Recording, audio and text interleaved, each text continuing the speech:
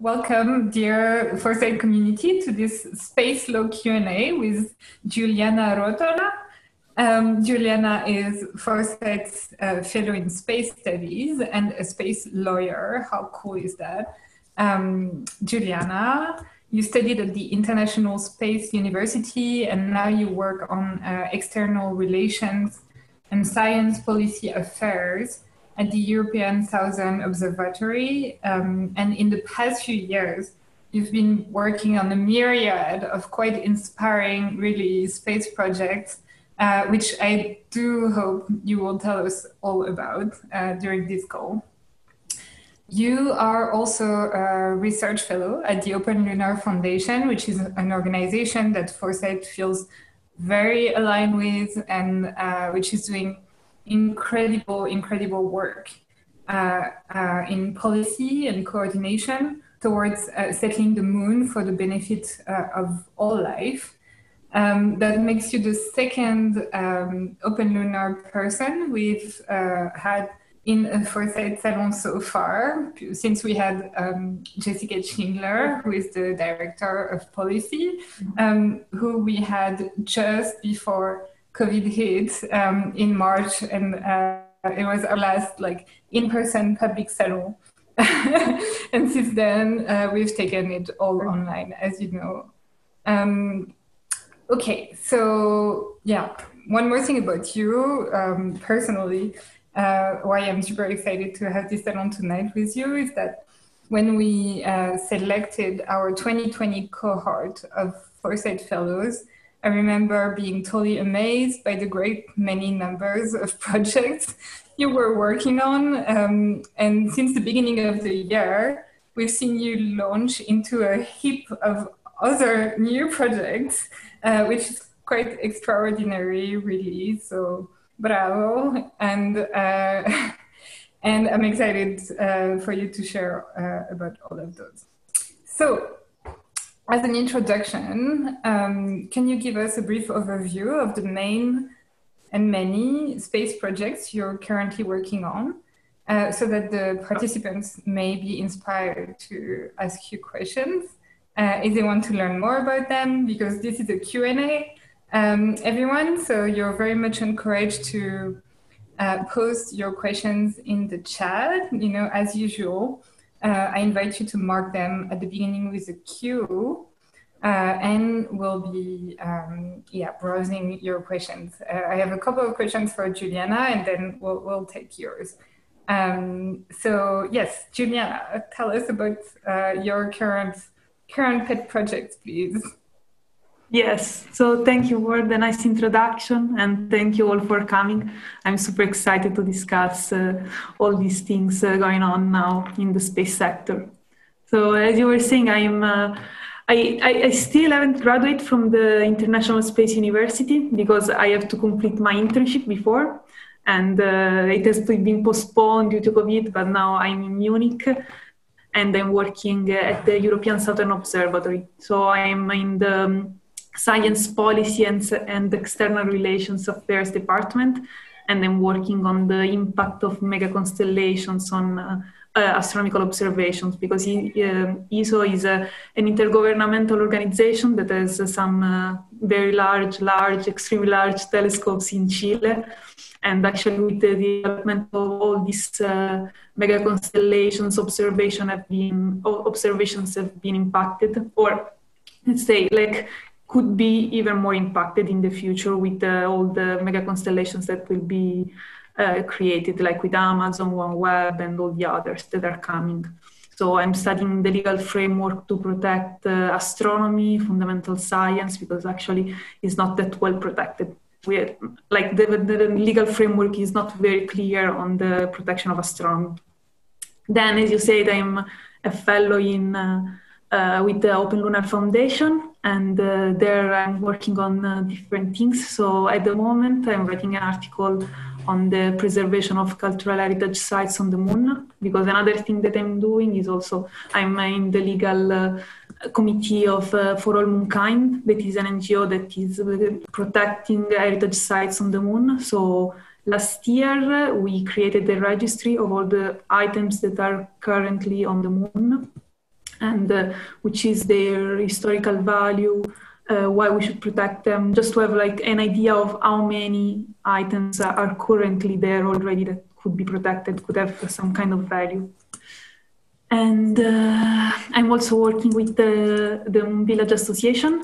So we are, the Moon Village created a set of principles that are the Moon Village principles, the best practices to, let's say, coordinate future activities on the moon. And due to COVID this year, the COPUS was cancelled. So COPUS is the body where usually space law issues or even technical issues are discussed at an international level. So they have started this online consultation process, sending all the best practices around to all the member states of the COPUS, but also like other actors can comment on these best practices. And we are having a series of seminars, webinars, actually, non-seminars, on the value of best practices and on different aspects of them, like benefit sharing or settlements on the moon and various things. So this more or less is what I'm doing at the moment. That's awesome. And can I ask, I mean, that's all incredible. Can I ask what the article you're working on with the Open Lunar Foundation is? Yes, it's for a blog. It's called New Moon. We just created it. Actually, there is only the introduction of the blog online for now, but we will issue a series of blog articles and podcasts. And it's like we are imagining a new way of thinking lunar exploration, how could it be inclusive, diverse, sustainable. So we are trying to understand how to close the gaps that are existing, how to solve some problems, structural problems that are not taken into considerations for now. And imagine like it's me and another girl from Zimbabwe, Ruth, that is the other fellow at Open Lunar. And we are giving our perspective as young women in the space sector. Yeah, I read, it was a bit of a pointed question, I must admit, because I read the intro today and I was very inspired by the introduction. So I just shared it in the chat and I think it is very promising. So we can't wait to read the rest of this blog. Okay, so I wanted to ask you, so we are in a very peculiar context today, right? As we've discussed actually here in the salon before, the national and commercial efforts to return to the moon are ramping up. And there is the exciting peculiarity this time around that when humans will go again, they will go to stay and establish settlements. And so I was very interested in knowing which models of governance, of space resource management and development you're excited about and which one you are defending. With Jessica, we had discussed like a lot of those, and sometimes they were not necessarily models that were theorized for space, but also including analog examples. I would love to know also if there are any outcomes we ought to steer away from and which ones.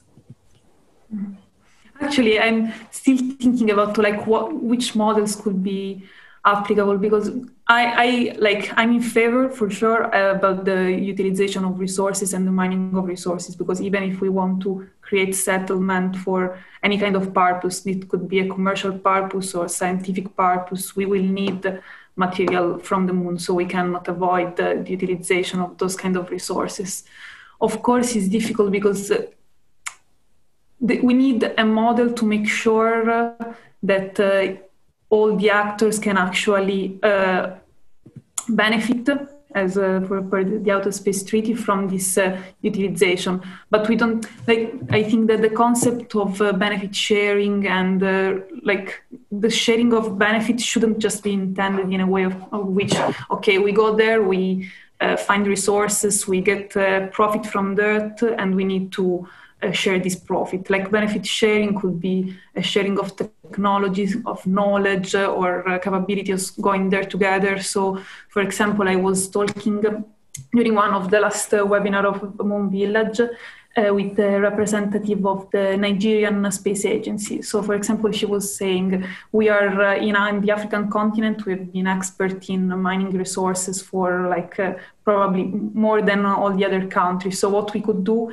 we don't have now the technology to go to the moon, and we don't have the interest in the sense that they are taking care more of other applications, for example, Earth observation. So their plan is not going to the moon right now, but they could be part of that by providing technologies. So create a mechanism of coordination and cooperation that could make really everyone benefit from the future lunar exploration missions. Also because we don't even know which will be the benefits actually of these exploration missions. I mean, if a commercial company has to go there, understand how they can mine, what they will find, and maybe they will get some profit. So the discussion around, for example, benefit sharing is very, sometimes is too much focused on profit and profit sharing, while in the reality, there are many ways of sharing abilities and sharing technologies and knowledges for making sure that this lunar exploration will really be in the interest of all countries. And in general, I see my main interest for the future is the preservation of science. So that is on the moon or on low Earth orbit. I'm trying to study all the possible legal way and policy documents to protect science. So let's say there is no hierarchy of the activities in space. But for example, there is a hierarchy of activities with the Antarctic Treaty, so that could be a model that could be implemented also for space exploration. Because I have the impression that if we not create a hierarchy, so science is first, must come first, and commercial activities must come later, we should find a balance between all the activities so they are all on the same level. Otherwise, if we don't assure that all activities are on the same level, there will be the risk that, for example, commercial activities will gain the priority on other kind of activities like scientific exploration ones. So, for example, I'm looking at models that preserve science, fundamental science, to see what would be actually the benefit for our space exploration in this sense. No, I follow you here, and I'm also all for sharing, for sure. Actually, what do you think of the fact that, do you think the fact that companies and private interests are in line to settle the moon is dangerous? You want to protect actually science and or that the sharing of knowledge and resources might be done differently if we just let things happen, or do we need to take voluntary steps in order to preserve and protect science, resource sharing, given the situation as it is unfolding right now? So I think we need commercial activities because actually they will go faster than for sure space agencies or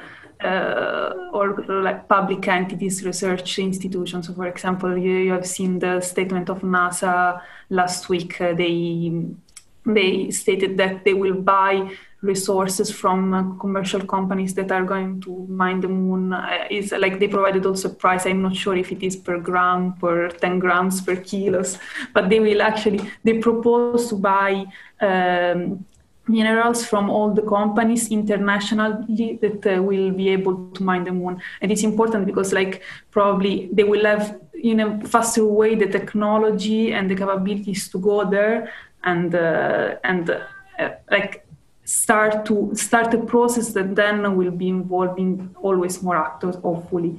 And once that process is started, I think like we will need also to think about how to preserve science and how to preserve space exploration in this scientific sense. But we will need for sure like the help, let's say, and the thing that commercial companies are faster than other actors in this sense. Okay, so colonize first and regulate afterwards? Colonize? Are you No, I don't want to colonize first. But I think, yeah, we need to coordinate activities, but we cannot, we need to coordinate. We cannot say, okay, commercial actors cannot go to the moon, and we need to have a framework more clear before. Like, we need to make sure that all the kind of activities will be able to work together and to collaborate and coordinate, but without saying, okay, we impose a block now, and we don't want commercial companies to go to the moon and exploit resources, because we will need it. Like, we will need the resources that are on the moon even to develop other kind of activities. So we need coordination, but not like preventing activities to happen on the moon. Okay. Okay. Well, duly noted. Then, can you tell us about like the legal context, or what you know of the legal context so far, and what are the regulatory interventions that have been drafted to address issues like resource extraction, planetary protection, lunar dust, which is one we've been a legal case we had worked on with Jessica precisely. The peaks of eternal light, like etc., and like all the other potential legal dilemmas that will arise as humankind tries to go into space and settle on the moon. Yeah. So I don't know how much space legal background of the people in the call. So I will start from the basic 4 or 5 space treaties, and the most important is the Outer Space Treaty. So it's the kind of constitution of outer space, and then there are the other agreements that are following and explaining better some of the provision of the Outer Space Treaty. So the Registration Convention, the Rescue Agreement, and the Liability Convention.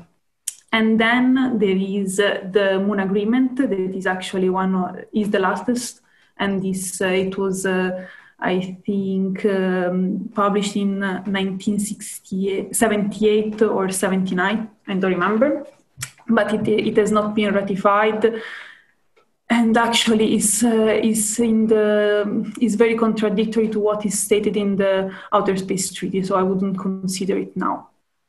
And so for the Outer Space Treaty, the main principles are in Article 1. It is stated the freedom of exploration and use and freedom of scientific investigation. And it's very important that I think these terms have been used like to emphasize different things. So there is the freedom of exploration, the freedom of use, and the freedom of scientific investigation. That means that is given a real importance to all of these things. That's why I say, okay, commercial activities can take place and must take place, because the use can be commercial, non-commercial. Exploration can be scientific exploration or just making new discoveries. And then freedom of scientific investigation is being able to discover, to make science in space. Then in general, there are the principle of non-appropriation and non-claim of jurisdiction. So actors in space cannot claim jurisdiction on celestial bodies, but they retain the jurisdiction on the objects that they send to space. So, for example, the Apollo landing sites that are now in space is of the property of the US. Or all the objects that are in space are under the liability and the jurisdiction of states. Then, related to the moon, these are more or less the articles that interest us for lunar exploration. And then, as the Outer Space Treaty is a very general body of principles, because it's just like it's international law, so it's very general in the way that can be adapted to the future development of exploration. And then have been issued different instruments, and now related to the moon, there are many different instruments. So, for example, I was talking about the Moon Village principles that have been developed by the Moon Village Association and sent around to the COPUS delegation. There are the Artemis Accords that are actually bilateral agreements, so they won't have the function of coordinating at the international level, but they will establish some kind of contracts between actors that are involved in the Artemis program. Then there are the AG building block on the utilization of resources. And let me think. There was the executive order of the United States that define space not as a global common. So that was a very interesting concept to analyze. And I think for the moon now, oh yes, there have been the declaration from the Vancouver Declaration. Actually, I still haven't read it. But that is contrary to the utilization of resources. And then, of course, there are all the national legislations. All the different countries have been issuing their national legislations for the application of the Outer Space Treaty and the other space treaties. So there is really a very large framework of principles applicable to different kind of activities. For planetary protection, that as you were citing, there is like the set of principles issued by COSPAR that are actually not binding, are voluntary, but all the actors until now have been applying also because it's important being a good actor, let's say, in space, and making sure that there is a kind of respect of the generally recognized principle. Awesome. Yeah, indeed, there are like quite a bunch of them. Do you think that is there one that is most interesting to you, or at least in a way that you haven't described, or do you have a favorite? Oh, okay. The Outer Space Treaty, of course, is the most important, because even if has not been ratified by all the countries, I guess most of the countries have ratified it, and anyway, most of the principles of the Outer Space Treaty now became customary rules because they've been applied, and it's really a constitution. I love the constitutions. I used to love the constitutional law when I was studying Italian law, and now I love the Outer Space Treaty as a constitution, as a set of principles protecting activities. So for all the different actions that will take place in the future, that is the base for everything. Like even the Artemis Accord are practically restating what has been said in the Outer Space Treaty, and the same the Moon Village principles. But all of these new instruments are trying to find a way to implement what has been said in the Outer Space Treaty. Awesome. Yeah, I also studied constitutional law, and I agree with you. It's very fun. Okay, so question more about the current events. Like, how do you think, the context this year is definitely quite crazy. As we are preparing to go back on the moon, what's interesting is 50 years ago, when at the time, the time of the Apollo missions ran in parallel with the civil rights movement. And this year we've seen the rise of the Black Lives Matter movement, the spread of the COVID epidemic, the intensification of the climate crisis and its consequences. How is this affecting the space sector? Is it affecting it at all? And are there any new tensions that arise? On the contrary, does this sort of increases the incentives for international cooperation? What are your thoughts? Okay, so for the civil rights movements, there was not funny actually, but a comparison between what happened with the civil rights movements and Apollo. and what happened with the Black Lives Matters movement and the first commercial launch to the ISS of SpaceX. So both these great space events took place and kind of cover the movements that were social movements that were going on. But actually, I think like space is not just these big events that creates a lot of enthusiasm, because I mean, like when I'm talking to my friends, not space people, everyone thinks about space. It's SpaceX, is the possible life on Venus, or these huge news that are actually not what really space is about. So, for example, during the COVID pandemic, all the space agencies were able to use space technology to transfer space technology to technology that were useful in the in the restoring after during the pandemic, and useful for medical devices. So space is very useful for a number of applications that are not even considered by the majority of the public. So what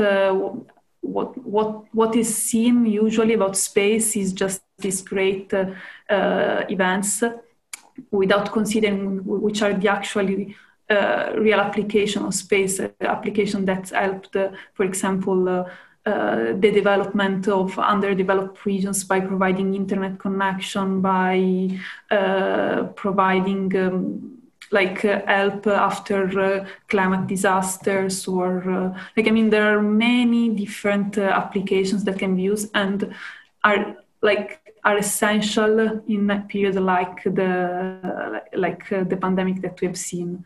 Then, from a social perspective, I don't see a huge change in. I don't see from the Apollo age to now a difference. I don't see more inclusiveness or diversity. I see increasing numbers, but often just numbers without a change in the condition. For example, in the working condition, I see many more women or racial minorities involved in space activities, but the real structural conditions that would help a real inclusion of these minorities are not changing, and is where we should actually work for the future. Awesome. Well, thank you, Giuliana. That's all for my questions. But now you have many more questions to catch up with in the chat. So I'm going to call on Ted. Let's see. You should be able to unmute yourself and ask your question, if you will, please. Thanks, Lou. Looks like you've unmuted me. Can everyone hear me? Thank you. Sure. Do you see any legal policy hurdles to an international cooperative effort using automated remote mining and manufacturing systems landed on the moon to cover most of the moon's surface with solar cells, and then use that energy to launch significant amounts of mass from the far side of the moon back into Earth's orbit to allow us to build capacity to manage the amount of insulation reaching the Earth and thereby manage climate change long term, and also establish a space-based set of large-scale habitats for humanity and a bunch of technologies to allow us to manage the large-scale risks that humanity faces? Wow. So, yeah, I mean, the main, I don't know from the technical perspective, the thing that is... that I would consider the most important consideration when carrying out every kind of activities is the consideration for all the activities and that will take place there, but also the cultural consideration for the objects that are already there. So when carrying on every kind of activities, there will be a need to coordinate the activities that are taking place, because I'm not a scientist, but like the lunar environment is dangerous, let's say, is creating like lunar dust created, for example, by the landing of a spacecraft could create problems for all the neighborhood of the landing site. So there will be the need to coordinate activities between different actors and being able to advertise, let's say, what you are going to do, where you are going to do it, which are the possible effects that your activities are going to take place, and also take care of like cultural consideration of places that are already there and could have a cultural value, like the Apollo landing sites or other objects that are there. Then I don't know, like your question on the technical. On the technical system, I don't have a real answer, a good answer, because I'm not. Well, I'm not worried about the technology. Like I can do the technology. I've run a software business for 40 years, and I've been thinking about long-term risks of humanity for 55 years. So, like the key to this system is making technology that can self-replicate. Once you get a fully remote self-replicating system, it's just a matter of your doubling time. So if it takes it, say, 4 weeks to double, then within 3 years, you can cover the surface of the moon with solar cells, and then you can build the sort of technology that can launch large amounts of mass back into Earth's orbit and allow us to do stuff. Because there's no atmosphere on the moon, so you can accelerate stuff to orbital velocity with linear motors on the surface. So you don't need to worry about propellants. So you can really do stuff when you can get large amounts of mass, when you're talking, gigatons of mass per day coming into orbit. Then you can really start looking at building significant technology. There isn't any way of doing that from Earth-based systems because we've got this bloody atmosphere. The atmosphere is good for us, but it's not good for launching material into space. It burns stuff up. So if you're going to do a space-based civilization, you have to do it from the moon. We don't have another option. But what I'm worried about is can you see any? I don't mind put a 1 kilometre exclusion zone around any site where anybody's landed shit, because there's very few of them, so that's not a significant amount. Like, it's way less than 1% of the surface of the moon. That's easy. You can exclude that, and it doesn't impinge on the shape of the project. But can you see any current legal or policy issues to stop an international effort actually doing that? Well, no, I mean, there would be the need to coordinate with different actors, because if you're creating a settlement on the moon, there should be like the possibility for different actors to participate in this settlement, because you cannot just cover the whole surface of the moon and then retain jurisdiction on that on all the surface that you have covered with your panels. So I guess that the need would be to register your activities and provide authorization. Like, I don't know, because I cannot. It is a bit of a head stretch getting your head around the idea if you haven't encountered it before. I've been pushing this idea since the late 80s.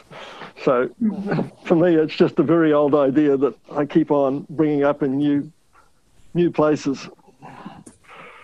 Because, I don't know, things that are self-replicating, then you should be able also to record in somehow to know how these things are self-replicating, because if we will establish... It has to be remote controlled from Earth, but you just don't want to put people up there because it's not a good place to live. There's too much radiation.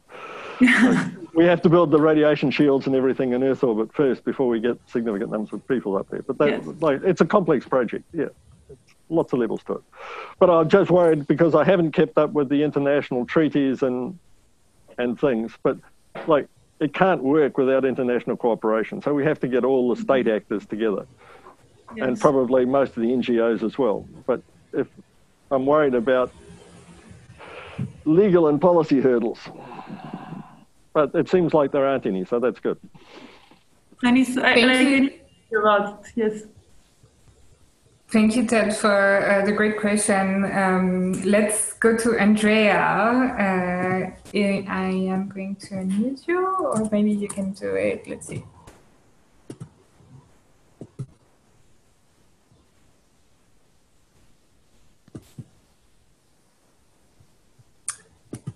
I think we are in a click to unmute contest. Okay.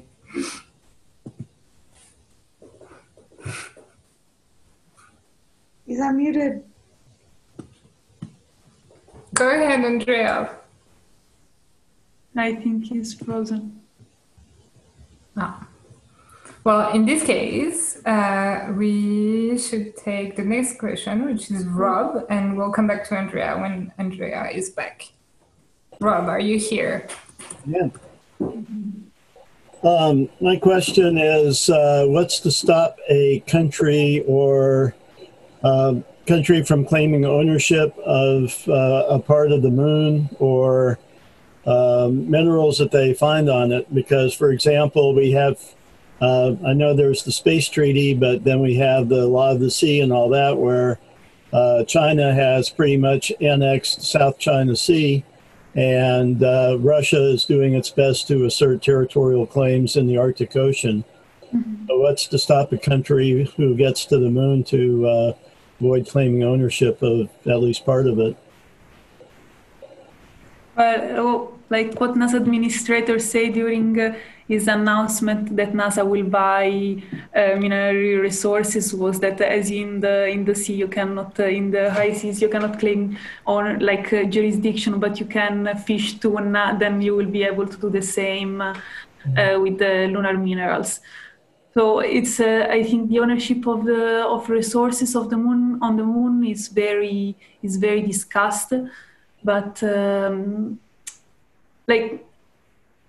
it will help the development of future settlement and future activities. So of course there should be a way to regulate these kind of activities, and I think the Ag Working Group has been doing a great job on the resource management on celestial bodies, but there won't be a way to stop the ownership from resources that are extracted. There should be a way to help also all the actors to benefit from this extraction, as we were saying at the start. So, for example, sharing technology and sharing the benefit in a larger sense, but not stopping countries. Because if actually what NASA asked for, so to commercial companies to sell them minerals, will take place, it will kind of create the capabilities for future actors to do the same. I don't know, I see that there is also Piero Messina here. I don't know if he wants to say, I think he was also in the working group, or someone that is more expert in space resources. But yes, What are their names? What are their names? Because then I can. Piero is here on the call. Piero, I'll unmute you.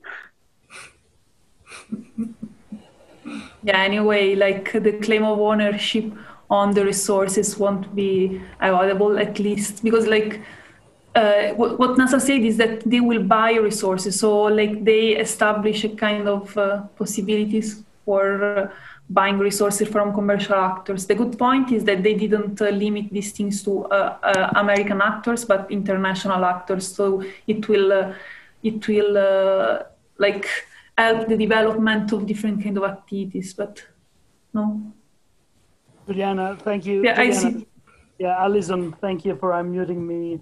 Hi, everybody. Giuliana, didn't expect to be called on stage. Maybe Giuliana, you want to mention the Luxembourg law, so which is a piece of legislation that actually foresees the appropriation of resources in an even more clear manner than the Obama administration's legislation 2015. So there is indeed a trend. Just to answer the question, nothing would stop today any actor to gather, sell, and dispose of resources on the moon, on any celestial body. Even though it can be disputed that it is in line with the internet. So it's we're living into very interesting times.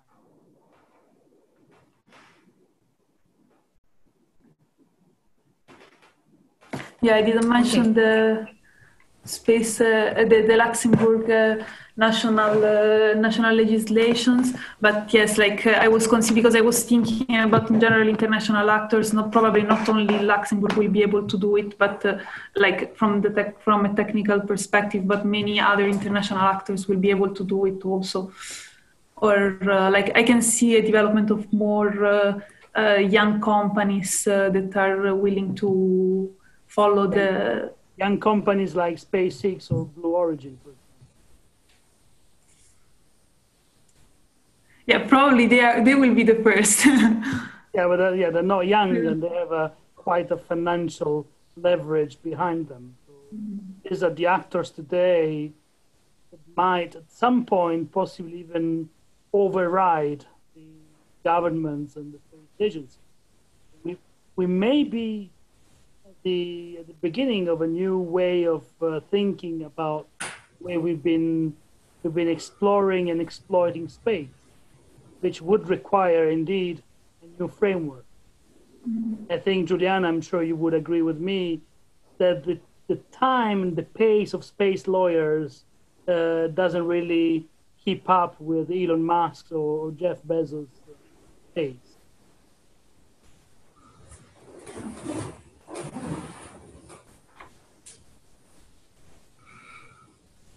Okay. Giuliana, Yes, I was trying to catch up on all the questions, but like my chat is too long, so maybe I don't know if you. Don't worry about it. I'm watching the questions and I'll take them in order. The next person, I believe. Oh, should we try Andrea again? Is Andrea back? Andrea, do you want to try unmuting yourself to see if it works this time?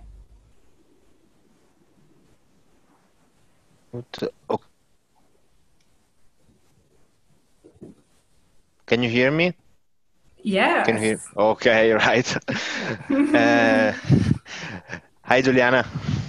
Hello. My question is, I want to ask you, what are the offers that space law today could take to new lawyers and from a point of view of even professional and personal, sorry. What are the offers of the space law? Okay, so coming from the legal sector in Italy, I see that it's completely different from other sector space. It's way more young and more inclusive than other sectors. So like now I am having this Q&A session and I've been talking in other panels with people that were way more expert than me and that have been working in the space sector for a long time. And I will still be able to do it despite my age and my little knowledge, because it's a sector where even young voices are more listened to. So like I can imagine working in a different sector, for example, in Italy, in private law or commercial law. If you're not very old and white and expert, no one will listen to you. While in space is completely different. And actually you can do really more things that you would do like if you were just like a normal lawyer. I've seen in these years how many different perspectives and how many different paths I could take. Like I've been working for a while on heritage preservation and then on lunar activities and then on astronomy. So you can really do many things, many different things, and there are many. It's difficult to find your real path because there are so many different things that you could do with space law as a young person today that really there is a sea of opportunities. At least is how I see it. When I was studying just law, I was feeling really close and a little bit suffocating, while now that I'm in the space sector, I feel it's completely different.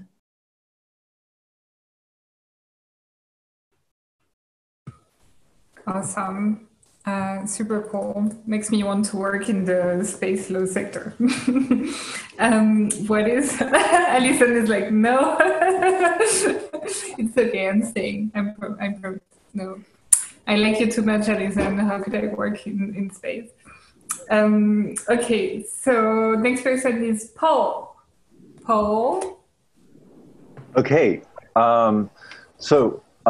First of all, thank you, Giuliana, for choosing space law. It's certainly a very important quality. Technical, there's so many technical feasibilities and so many problems with accomplishing them because of the bindings.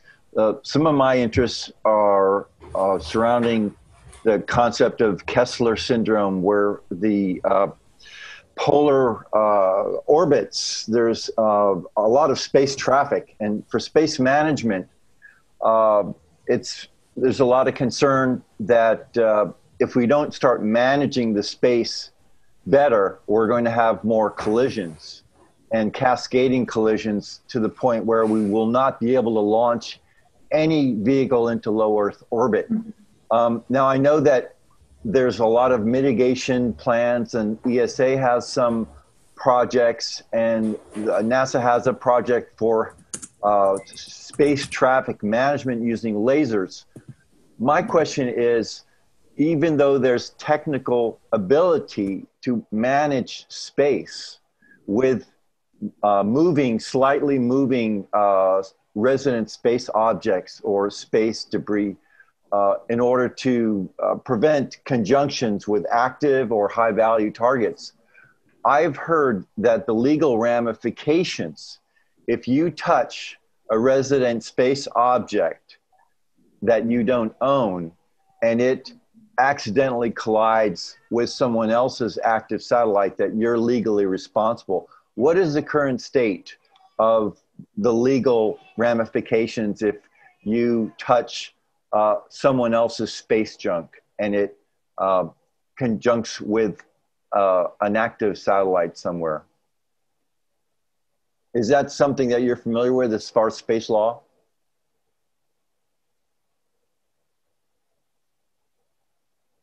You're muted, Giuliana.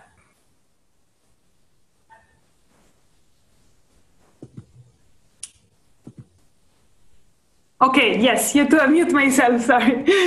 Yes, so the regime, so first of all, the problem is also that, as I was saying before, actors retains jurisdiction over their objects. So even if are not functional anymore, they are still in the property, let's say, of the actor of the launching states.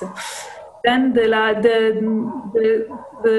concern, like the issues concerning liability are different if two actors collide in orbits, or then can cause consequences also on Earth. So if they collide in orbits, there is a shared responsibility between the two actors, because it's it's understood that if you are going to space, you know which is the risk of going to space. So if you get any damage by another space object, you will have to prove the fault of the actors that has left the object there and that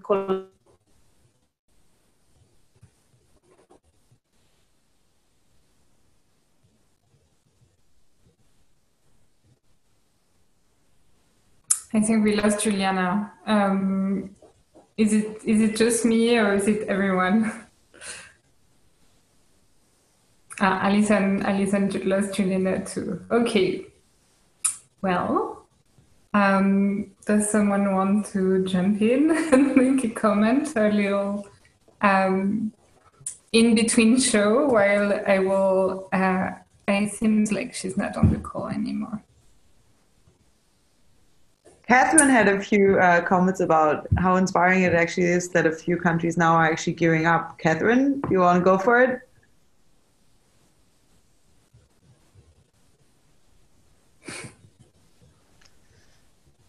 yes, I was thinking about how a lot of people maybe haven't tracked what's happened in the past few years. About there's over 100 countries nowadays that have space agencies, and it is going to, of course, cause a lot of complexity. But I think before we do that, we should just think about how interesting it is and update our own ideas about what it's like when you've got countries as small as New Zealand who've got active space agencies and companies doing that, and we have to have a sort of an exponential law or exponential expectations of how many different legal systems are going to be working together to deal with when you have, well, of course, you have people like Elon Musk who's acting like a country and putting up his thousands of satellites. And what does it look like 10 years from now when you can have thousands of companies and countries simultaneously doing work like that? We will have to upgrade our expectations given how large that is. I do think that fits in though with Alex's questions. Alex, if you want to go for it, because you had like a good question, I think, on the risks of that as well.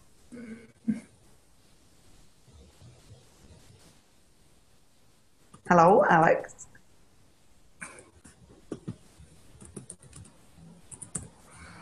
Otherwise, Steve had interesting comments bouncing on what Ted was describing earlier. So if Alex is not behind the mic, maybe Steve can jump in.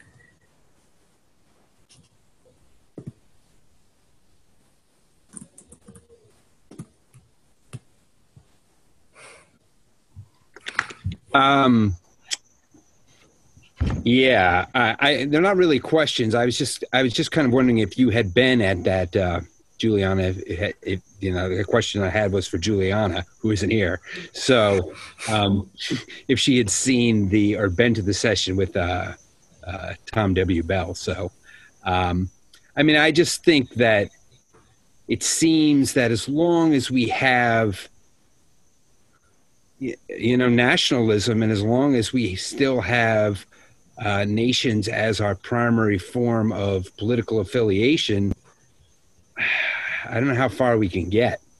So the idea of restructuring ourselves into what I think he calls startup governments, and then re-aggregating our will into something which can culminate in an international and eventually an interplanetary federation, which is based upon the actual consent of its citizens all the way up the line, so that,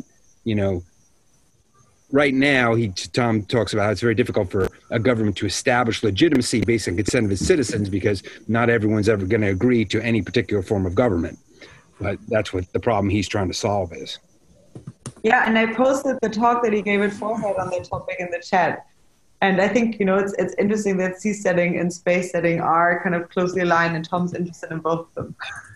Yeah, it seems, the whole idea of, creating a universal equity of some sort for citizens, both now and in posterity. Sorry, I got a plane going overhead and I'm outside. Like the UBI funded by space, I heard that idea is a great one, but it's getting it done. Anyhow. Yes, and Giuliana is back. So actually, I'm Giuliana, back. Yes, sorry. I hope you're okay. No, don't worry. Anyway, you cooked most of Steve's comments because it was for you. And if you want to make an answer on this. Well, I don't know. If she's familiar with, these this idea of startup governments and the idea of, once again, aggregating individual consent into an alternate form of, international organization, and then spreading that out into space. But, if it's not something you've thought about before, you're not going to be able to be like, oh, okay, so.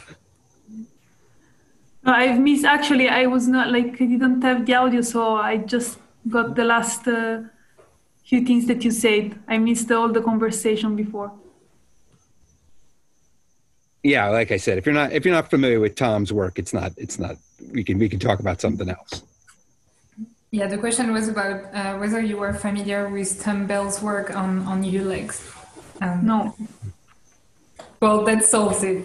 It's a lot easier to ask a question when she's here. Right.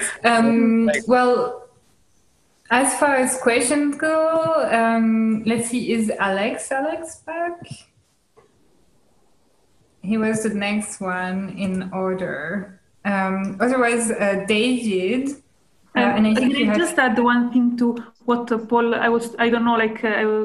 for the question of Paul, that the problem of the space debris and all the objects and how the low Earth orbit is crowded is also what is concerning now astronomy, because with the fact that the orbit is getting always more crowded, there will be always more objects that are getting into the view of astronomical observation, and that is something that we need to preserve. That's why I was saying at the start that we need to find a balance and create a sort of equilibrium between commercial activities and science activities. Because if we don't think about science and we don't protect the science as it is not done now, we won't be able to utilize anymore, like for example the ground observatories. I was in a call a few days ago with someone that was proposing, okay, you need to understand that in 10 years you won't be able to use any more ground observatories, and you have to move all the astronomical observation to the moon. But it's not like the way it should work. We need to find the coordination between all the different kind of activities. And yes, space debris, it's a huge issues. Unfortunately, it's not yet there is not yet a solution for that problem. Sorry, Lou, you can go on with no, please. Thank you for finishing your comment on Paul's question, and I apologize for forgetting that we got in the middle. I was thinking for the next question, I would love to take Alex's question, and if Alex is not here, maybe David, and I think David had two questions, so either you can maybe start with one. So thanks, Giuliana, and thanks everybody for a fascinating discussion. My question is not so much about robots or other mining systems on the moon, but rather humans on the moon. And my question is whether you believe that NASA or somebody else is going to get humans back on the moon by 2024, as the Artemis project is talking about. And I noticed that they have done some recent announcements. Just a couple of days ago, in fact, they've announced more progress. So do you think that is actually going to happen? And related to that is what's actually been stopping humans from going back to the moon? And there's been an interesting discussion, and Samantha's posted some very interesting points. She basically says, well, government isn't much good, and so it's all government's fault that nobody's gone back to the moon. But is it because of that, or is it because we've lost the motivation? And maybe profit could be a motivation. Maybe if we do allow people to go and mine the moon and take chunks of it for their own personal good, maybe that would be the reason to get back there. But I am interested in what you, Giuliana, or others may think about. Is it important that humans get to the moon? Why haven't we got there? And actually, do you think that this 2024 date is at all reasonable, or are we going to completely miss that deadline? Yeah, so I was reading the article you were talking about, because I saw that they also decided not to get to the poles, but probably they would land more closer to the Apollo 17 sites. So this was the NASA announcement of a few days ago, that I think it will be, from a technical point of view, even more easier than reaching the poles. I don't know. I don't have an answer for the 2024, because I was doing last year a project with at ISU. We had to make a plan for returning to the moon, and it was actually like we were considering all the things that they had to do before getting to the moon. So being able first to send a spacecraft that does an orbit, for example, then send some humans that reach the moon but not actually put feet on the moon, and then in the end sending someone to the moon, like the Apollo 11, that was the first man on the moon, were like Apollo 11 because there were many other missions before that to test actually the feasibility of landing on the moon. So I'm not sure if the 2024 date will be the one that will bring actually the next man and the first woman to the moon. We'll see. I don't have enough insights in NASA technology now to predict it. I have to say that I see it a bit difficult because 2024 is in 4 years from now. So I would imagine that there would be the need for many other missions before that goes closer to the moon before they can guarantee humans to land there. This is my... I did notice that some of the announcements on that Artemis site, which I hadn't heard about before, is that they have now agreed with the company to provide various things for a mission to the moon in 2022. And there is another part of that which they have down to a short list of 3. So things do seem to be moving forwards more than I had expected. So maybe I'm slightly more positive about this than I was before the call started. Yeah, I don't know. I think they have to test all the landers and the crew capsules and find all the steps, necessary steps to actually have a full working system for the moon. But we will see. Yes, it's possible that technology is moving always faster, so it's possible that they actually will make it. I just see, at least I imagine as a without having a technical background, I imagine that there are many other different steps that should be made. So I don't see the capability of doing all these steps that fast, but maybe it will happen. We'll see. And for the not going back to the moon, yes, probably there was not enough interest after the years of the Cold War and the years after that.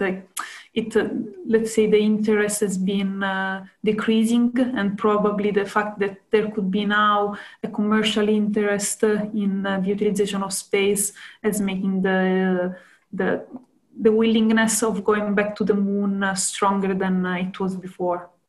So I think the commercial factor has a huge value in this. And do we need humans on the moon, or can't these commercial projects take place without any humans there at all? I mean, I guess I don't know how robots works, but I think having humans actually studying and doing things would be useful and would be interesting for the development of our society. I don't see why not having humans on the moon. Let's say, on the contrary, I don't see if we have the possibility of going there, why not doing it? I wouldn't go. I know, I've studied all the medical aspects of going to space, and I would never go to space probably. But if we can get there, why not? Interesting. Yeah, thank you, David, and Giuliana. I'm looking at who is next for the questions. Renan. I'm sorry if I misspell your name. Please let us know how it's pronounced.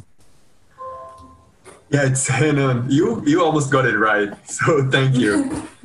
Yeah, thank you. First of all, thank you, Giuliana and the Foresight Institute for this great event. It's been very enlightening. So my question is quite broad, actually. I would like to know, Giuliana, your opinion on what would you say are the most neglected and important issues in space law? Wow. Okay. So, but now that I'm studying it, I think in space law, the most neglected issues is the protection of astronomy. So I've been studying a lot, I've been reading many sources. I have a collection of space law books. I never studied space law. I did my thesis research, but I never did a master in space law. But I've been reading a lot. And I made a research with all the PDF books that I have, and in only one book of 6 or 7 of the major books that exist, only one there was the word astronomy cited in the book. So for me it was crazy because astronomical activities should be considered part of space activity. And for this, like there is, I'm trying to bring the interpretation of the terms that are used in the Outer Space Treaty to create a protection of astronomical observations. Because as I was saying at the start, we have the freedom of exploration and use and the freedom of scientific investigation. And we don't have a clear definition of what activities, space activities are considered. But for example, we know that not all the activities that are space activities and so protected under the Outer Space Treaty are those that are happening in space. For example, also launching activities that are also conducted from the ground are considered space activities because they are functional to what is happening in space, or also like some operational systems that are located on the ground are considered working under the Outer Space Treaty because they are functional to activities happening in space. And the same should happen with astronomy. I mean, we couldn't do many of the space exploration missions that are happening in space couldn't take place without the support of astronomical observation from the ground. And actually, there exists nothing, no instrument, even for like space debris, resources management, all these issues that are not regulated, there is a discussion. While for astronomy, there is no discussion at all. So now that there have been all the creation of these mega constellations, we are starting to think about what that could imply for astronomy. But until now, there have been almost no conversation about it. Only for the development of space advertising companies, there have been some discussion, I think, 20 years ago now, because in 2001, the Astronomical Union brought the question to the Copus. So they discussed how space advertising should be regulated, how it could impact astronomical observation, how it could impact the space environment and the night sky. But it's not like, it's really not discussed at all. So unless there are these big events like space advertising, mega constellations, astronomy is forgotten, is not even considered as space activities. So I think that is the main gap for me, because I see many discussions going on. There is not so many clarity on many different topics, but at least there is a discussion. While for astronomy and the protection of science, there is almost nothing said. So for me, at least is what I care most about. So for me, that is the biggest gap.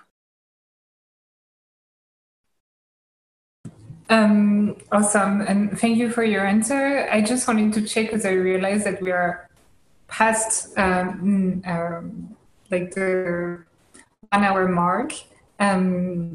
However, the hour might be different depending on where you currently are. So I just want to check that it's okay with you, Giuliana. Would you be okay to take a few more questions? Sure. All right. I think Renan had a follow-up question. You might as well just ask it now. I'm making you answer on mute. Yes. Sure, but if we are short on time, I don't mean to monopolize the rest of the discussion, so it's okay for me. And thank you, Julia. That's very kind and cooperative of you, Renan. Thank you. So I think the next one was maybe Simon.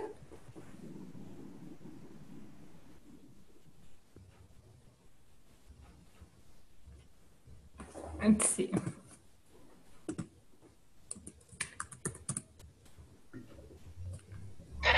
Hey guys, hey Giuliana. Hello.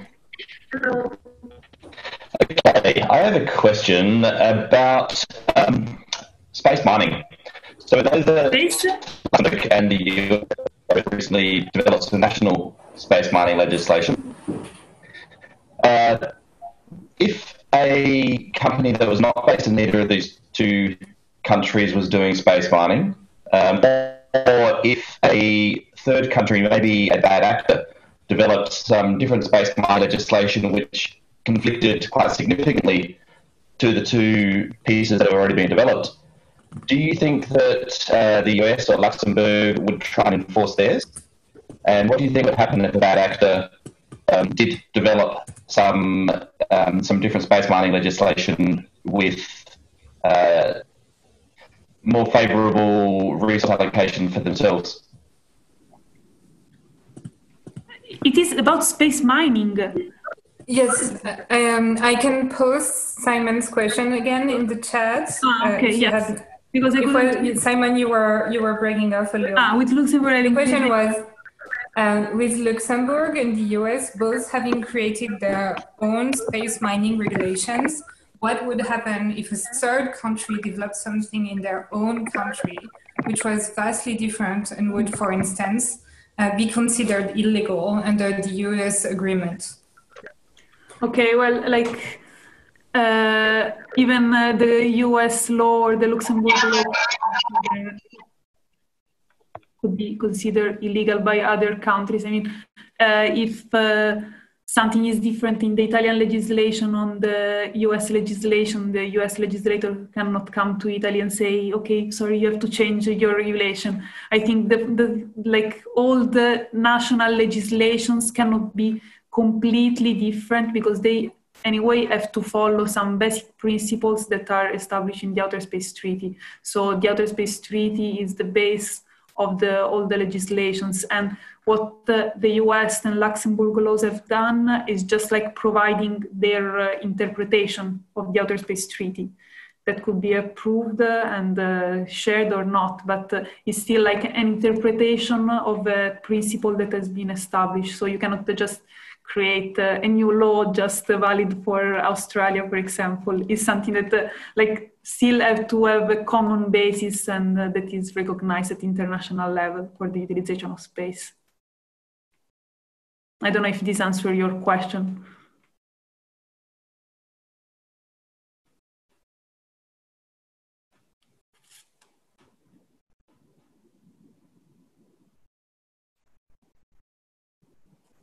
I cannot hear you anymore. You're muted, Lou.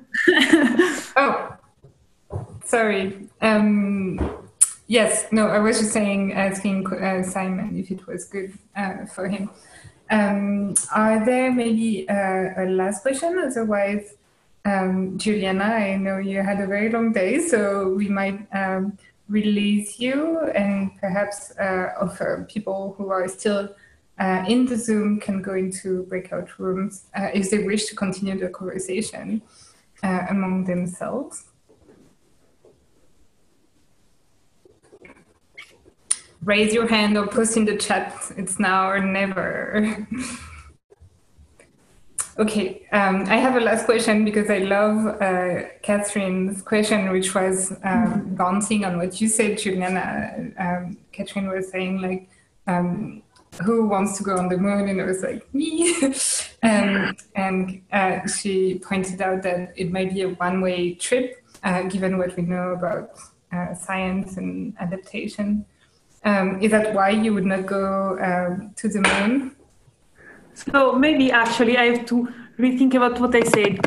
To the moon, I would go because I know that at least people have already gone there. It's difficult, can have physiological consequences of the human body, but I know that I can come back safe and sound. While I would never go to Mars because I don't know, like we don't know which are the consequences on the human body for longer periods. I guess that the longest trip until today has been of not even 1 year.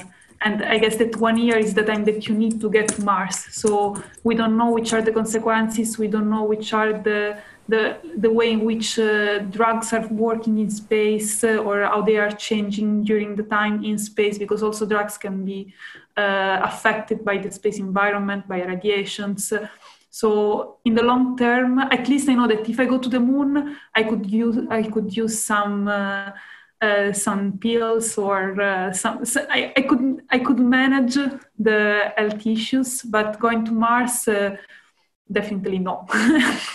Like going to a mission, I don't think that nowadays many people are very excited. I see this new generation of NASA astronauts that says I will be the first woman, the first woman on Mars, or the first one that will go there.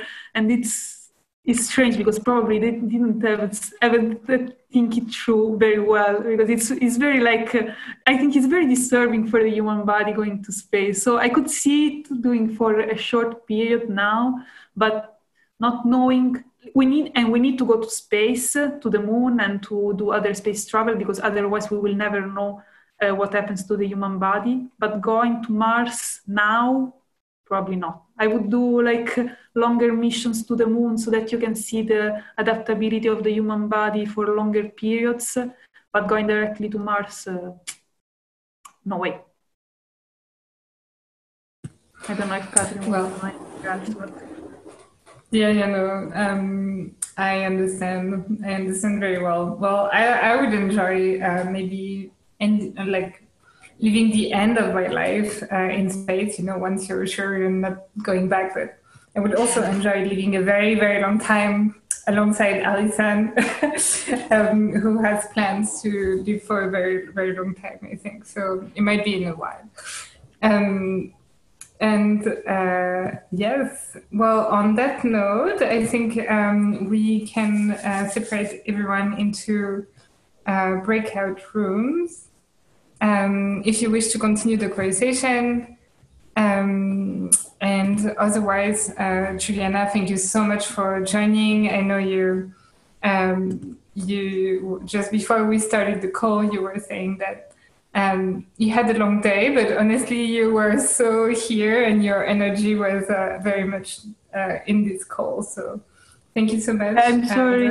I know that everyone is interested now in moon and lunar resources. That is not really my field of study. So I know things, but I'm not a real expert. But I hope you enjoyed the conversation and the discussion on space issues. Of course, it was super, super fun. Thank you so much for joining tonight. I think it was a fantastic, fantastic discussion. Thank you for all this information. It was a lot that you shared with us. And well, we hope to see you again very soon on our many, many Foresight channels. And I wish you a very good night, Giuliana. Thank you.